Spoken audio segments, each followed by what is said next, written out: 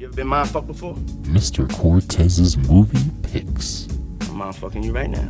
Name is motherfucker? Not motherfucker, motherfucker. White people say Negroes say fuck God. Man, you smell something? Definitely smell something in my hair. I smell pussy! That's how you talk? You know what? I don't have to answer to you. You ain't my bitch. Know what I'm saying? You're all a bunch of fucking assholes. You know why? You don't have the guts to be what you want to be. Classic mix by Fitz. Shout out to Fitz. Anyway, let's get into it. We got a double take here of the Mr. Cortez's movie picks, and I'm going to start with, of course, Mr. Cortez, and you have a good one. If we want to have a good laugh, tell us what we need to watch. Definitely Chris Rock's Selective Outrage. That was very, very eye-opening for me. When I watched that, because keep in mind, this is a year after Will Smith put his hands on Chris Rock during the Oscars. That was slap her across the world. And everybody wanted to hear what was Chris Rock's position on this.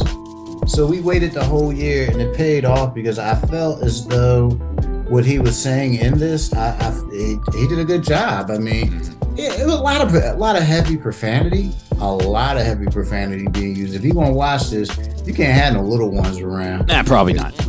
Yeah, Chris was talking about just about everything under the sun, and I felt as though that it was what he was doing. You could just tell he was still pissed off about the whole incident and everything. Right. But I hope this is over with. I hope he got all this out of his system, because to me, the only people that got paid off of this was Netflix and the Oscars. They got paid. Chris got paid. Chris Rock got paid. Don't get me wrong. He got paid, guys. But come on, how much money do you think Netflix made off of that special? Good amount. How much? Let's be real. How much subscriptions are out there? That's what I'm saying. $20 a month. Yep. They made a lot. I think Chris Rock got a small portion of that. Oh, he had. He got paid, but I'm looking at, like, if he would have took that to Oprah's channel or whatever, man, my mind would have been more at ease. But one thing that struck me that Chris Rock said at the end of the special that I really enjoyed, he said this question. He's like, people ask me, why did I not strike Will Smith back? And he made it very simple. He was like, well, my mama told me, first of all, not to fight in front of white people. That's right. He said that. I was like, damn. Right. I was like, ooh. He said that. I felt every word of that. Yeah, I mean, I still remember getting in the fights in high school and my mother telling me to restrain myself. Just because somebody hit you, you don't, hit back. And although I was, at the time, I'm like, are you crazy? Like, what? But how they had changed the scope of my life, that you don't necessarily swing back every time somebody swings at you. You swing a different way. And boy, let me tell you something. 30 years later, you can feel it through the screen when those friend requests pop up. Yeah. Or they get denied. You know why. Interesting. So now, go ahead, Cortez. Can continue with your view and everything. I thought it was a good special. I mean, it could have been with less cussing, but that's Chris Rock's style. I mean, I feel as though he got out what he got out. Now, let's be real. Will Smith and them, they did put their business out like that. Yeah. When you put your business out, people are going to capitalize off of it. So everything that Chris Rock was saying in his platform was true, because everybody's seen the outtakes from the red carpet interviews when Jada told Smith, told Will, I've been sleeping, blah. She came out and admitted it. It's like, what's your response to it? That was true. I mean, that stuff was true. It wasn't like he was making stuff up. Yeah. It's just, if you are a celebrity, certain things you need to keep protected. Yeah. You need to keep your money protected. You need to keep your marriage protected and your kids.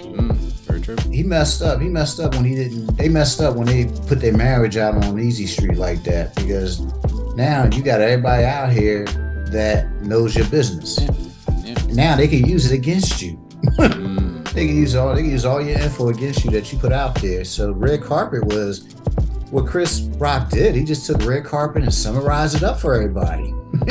Very true. Wasn't nothing new. Wasn't nothing new that I didn't hear. It was the same stuff, and he, then he was talking about other issues that I felt was like I'm like, yeah. I say I get it. You're mad that you got smacked. I get that you're upset that you got smacked. But I think now we do need to come to some type of closure with this. I really believe both parties need to sit down and talk this out. Okay. Because the image that I seen on there when he hit him and everything, I felt as though it put a bad image out there for Black America. I'm gonna be honest.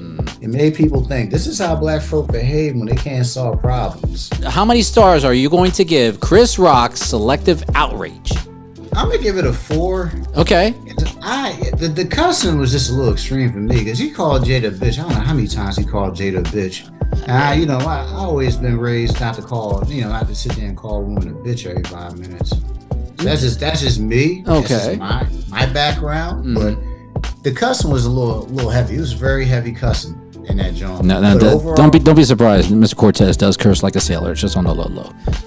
I mean, plus it got to a point. It did get to a point within the show where it did drag a little bit, like in the middle and shit. Right. It did get a little because he came out starting hard, but we kind of knew. Everybody was like, "Look, we want to hear Will. We want to hear the Will segment." So it was very genius of him to put that shit at the end. Yeah.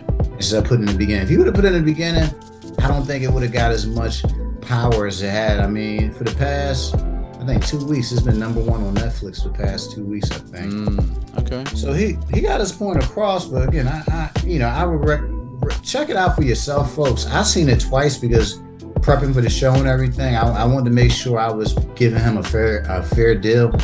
Because, I don't like sit and do nothing past an hour. If it's past an hour. Yes. We know I don't like that shit. You know how I roll. Yeah, if it doesn't have blood, guts, sex, zombies, or whatever, he doesn't watch it. Unless it's Chris Rock, then it's a different story. Then he will. But yeah.